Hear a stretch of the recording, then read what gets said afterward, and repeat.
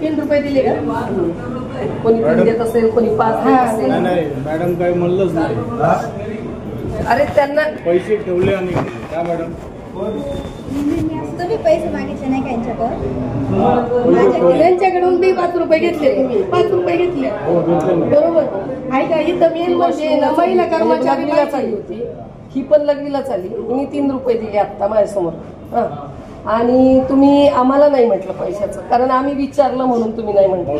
शौचालयामध्ये महिला कर्मचारी असल्याशिवाय तुम्हाला 5 रुपये शौचालय सुद्धा घेता येत नाही. मी आता वरती साहेबांना फोन करून विचारलं, इथं महिला कर्मचारी जर असेल तर तुम्हाला शौचालयाचे पैसे पण 5 रुपये घेता येतात. वॉशरूमचे पैसे म्हणजे लघवीचे पैसे घेण्यासाठी तुम्हाला कोणतीही ऑथॉरिटी नाही.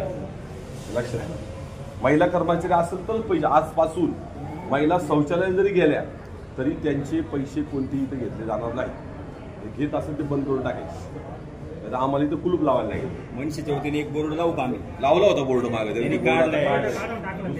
मनसेच्या महिलाच्या वतीने लावला. एक मिनिट ऐका, महिलाच्या वतीने एक बोर्ड लावा. महिला कर्मचारी जर असेल ना बरं का, तरच तुम्हाला 5 रुपये घ्यायला अलाउड आहे सरकारी नियमाप्रमाणे. तसं तुम्हाला अलाउड नाही. इथं तुम्ही मागणी करा महिला कर्मचाऱ्याची. तुम्ही पण घेता ना? तुम्ही रोज येता का? ना पण तुम्ही आता 5 रुपये घेत. तुम्ही काय वॉशरूमला गेला होता? अच्छा, लघवीला गेला होता. हे बघा, लघवीला जाणाऱ्यांचे पण 5 रुपये घ्या. ताई पुढे पुढे त्यांना सांगा, यांच्याकडून पैसे घेतले तुम्ही? यांच्याकडून लघवीला जायचे पैसे घेतले तुम्ही? सांगितलं होतं का मी लघवीला चालले? सांगितलं होतं बाथरूमला चालले. अर्थ नाही आला काय? पैसे ठेवला आणि यांचे 5 रुपये परत द्या. तुम्ही विचारायला पाहिजे. पैसे घेऊ नका. हिचे पैसे द्या 5 रुपये. हिचे पैसे द्या 5 रुपये परत. 5 रुपये द्या. विचारलं पाहिजे, पैसे रिटर्न द्या. त्याला घ्यायचा अधिकार आहे का? पैसे घ्यायचा अधिकार आहे का? टॉयलेटचे घ्यायचा अधिकार आहे. टॉयलेटचा अधिकार आहे. ते सांगतात तुम्हाला बाथरूमला पैसे किती मी काय बोलतोय? वॉशरूमला जायचे पैसे किती घेतो? इथं राजीनामा द्यायचा तुम्ही. आज उद्यापासून इथं दिसले नाही पाहिजे. खुर्ची रिकामी राहिली तरी चालेल, पण उद्यापासून तुम्ही इथं दिसले नाही पाहिजे. मी परत येणार, परत चेक करणार. राजीनामा द्यायचा आजच्या लोकांना. मॅडम हे सगळ्या गोष्टी आम्ही कामगार नाही, कामगार आम्हाला इथं महिला वर्ग पाहिजे. सांगतो बरं का भाऊ, अजून एक दुसरा यांचा नियम काय आहे, ज्यांची एजन्सी आहे त्याच लोकांना अलाउड आहे. कर्मचारी ठेवायचा अलाउड नाही इथं. लक्षात घ्या, जो एजन्सीवाला मालक आहे ना तोच इथं पाहिजे. अनेक वर्ष चाललंय ठीक आहे, परंतु आज म्हणजे पूर्ण हाती झाले.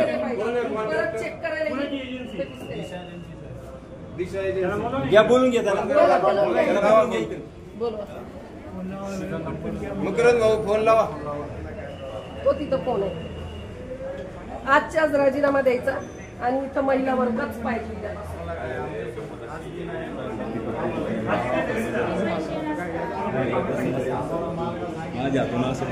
आतमध्ये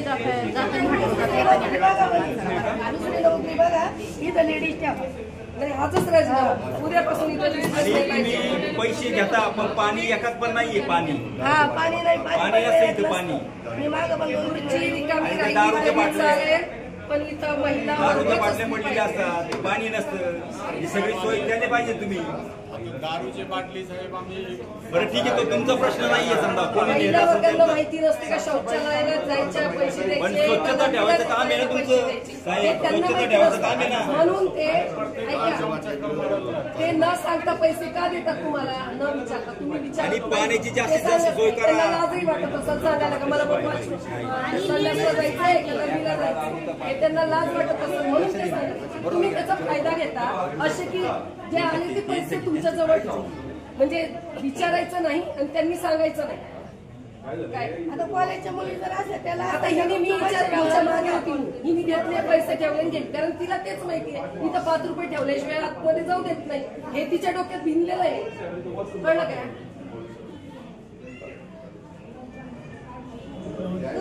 नोकरी करणारच करणाऱ्याला कळलं पाहिजे की आपण महिलांच्या तिथं नाही ऐका विषय असा होतोय की आता यांनी सांगितलं की आतमध्ये व्यवस्थित स्वच्छता नसते. बरोबर आहे. आता हा माणूस जेंट्स आहे, आता लेडीजच जाणार ना आतमध्ये, त्याकरता महिला कर्मचारी खूप गरजेचे आहेत. चेक नाही ना करू शकत जेंट्स लोक आतमध्ये जाऊन. महिला कर्मचारी ठेवायलाच पाहिजे तुम्हाला. तुम्ही ऐका, तुम्ही जेंट्स पण थांबा आणि महिला कर्मचारी पाहिजे. बरोबर आहे. बोलू शकते महिला कर्मचारी असेल तर साफसफाई राहणार. नाही बोलू शकत. अजिबात स्वच्छता नाही तिकडे अजिबात पाणी पण